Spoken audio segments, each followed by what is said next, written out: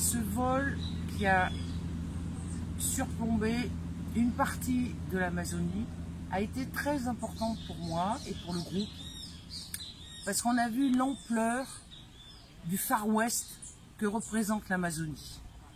Dès qu'il y a une route, dès qu'il y a une voie d'eau, on voit qu'il y a grignotage, mais de façon mécanisée, incroyable, pour déforester, pour mettre en culture, que ce soit du soja, que ce soit du maïs ou du riz, quand il y a des périodes de pluviométrie importantes, et que ça participe à la déforestation.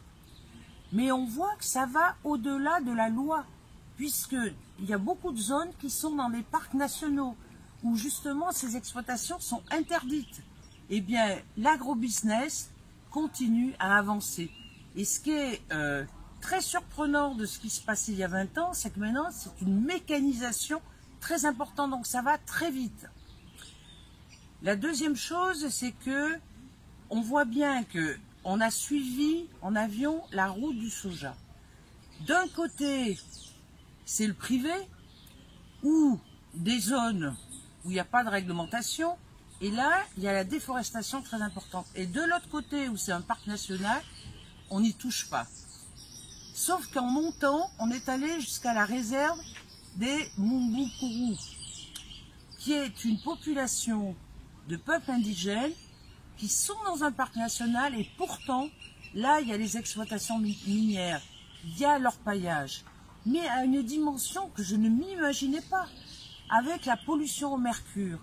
Une étude a été faite qui a montré que les enfants, notamment les adolescents, et le problème des femmes enceintes, où déjà il commence à y avoir des effets secondaires liés au mercure, ils sont en train de détruire ces populations indigènes par la contamination au mercure, puisque ce sont des populations qui mangent les poissons, et les poissons sont contaminés au niveau du mercure.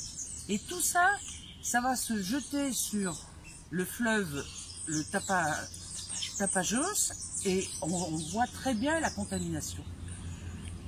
Donc, pour nous, l'Amazonie est attaquée. Si on ne fait rien, eh bien l'Amazonie ne va plus exister dans les années qui viennent. Et si elle n'existe plus, ça veut dire que tout ce que représente cette forêt, que ce soit par rapport au climat, que ce soit par rapport à l'apport d'eau que représente cette forêt, va disparaître.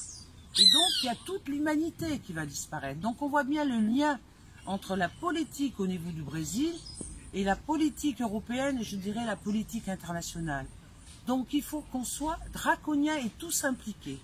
C'est-à-dire tous les produits importés du Brésil qui correspondent à une déforestation, il faut les boycotter. Tout ce qui est mine, que ce soit l'or qui vient du Brésil, il faut le boycotter. Tout ce qui est agro-business, tout ce qui est pesticides, c'est le pays où on accepte le plus de pesticides, et notamment des pesticides qui sont interdits en Europe parce qu'ils sont toxiques. Eh bien, ils sont utilisés avec la complicité des grosses boîtes européennes, comme BASF, comme Bayer, comme Syngenta en Suisse, pour tuer en quelque sorte la population, mais tuer aussi la biodiversité. Donc, ce vol qui a surplombé justement l'Amazonie a montré l'urgence d'agir.